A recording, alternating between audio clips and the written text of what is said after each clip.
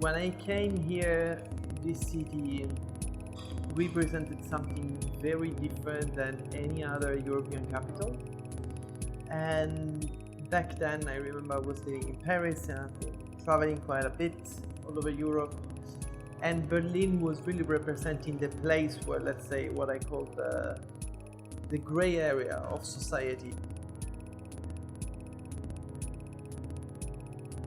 Not super poor, desperate, low economy, nor highly standardized professionals, but this in-between area of society that is the one where artists can thrive, actually, was very big, Berlin.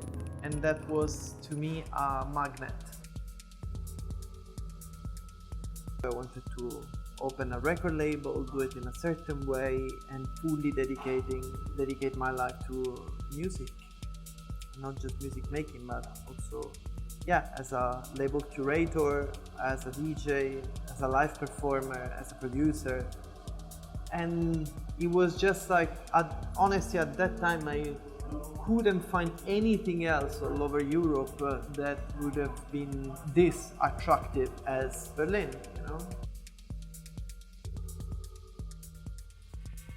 The first 3-4 years in Berlin, I was really workaholic. With my record label, with my DJ activity, with my productions and stuff, I was just like staying on point all the time and working more than any, let's say, employee job, like an insane amount of hours. It was just like the moment you wake up till the moment you go to sleep, really.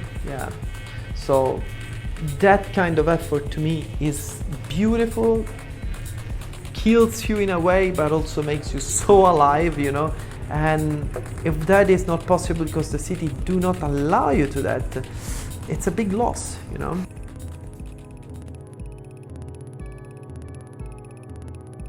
Over that time, a lot of things happened to the city. Mainly gentrification, actually. So I have to say that recently, I feel that what's happening is that gray area of society that I was talking about is getting thinner and thinner. And so all the artists that are coming, that are trying to come now, let's say, to make it in an interesting city, they often are surprised to find something that maybe is a little bit different than what they thought Berlin is.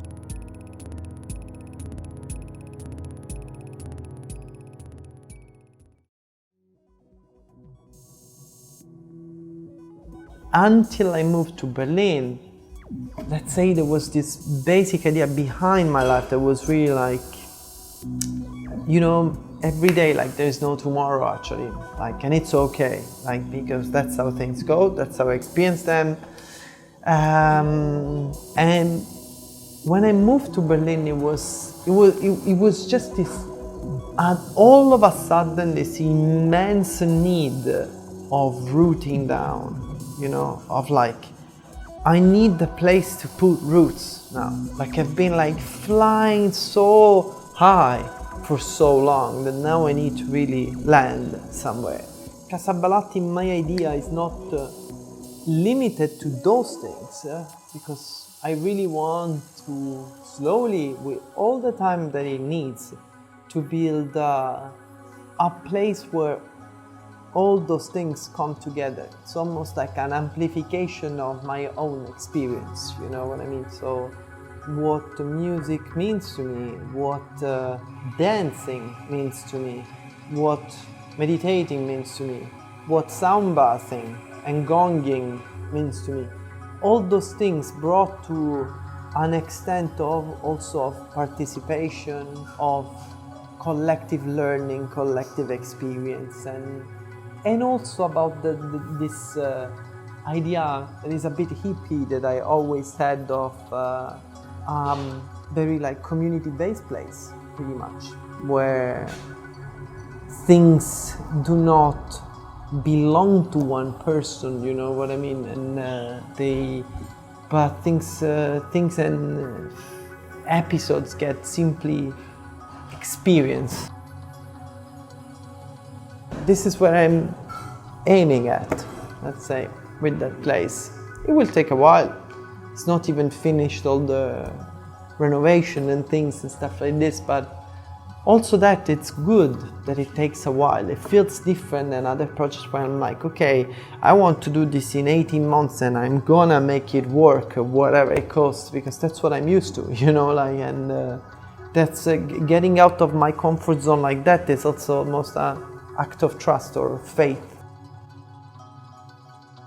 To me, that place, that farmhouse that is, was originally built like 500 years ago and then partly rebuilt 300 years ago, so you can breathe the history of the place from the walls, you know. A place like that, in those settings around it, and around it I don't mean in the few hundred meters, but I'm talking about like immense spaces around it that are quite significant to me, and it's something that has felt so right, you know, really so right, because it's about really the absolute value of that place. It doesn't matter what's cool or not, or nice or not in 10, 20, 30 years. That place in those settings will be as another kind of time scale that is the one of Mother Nature, that is like, it's an absolute value of beauty, you know.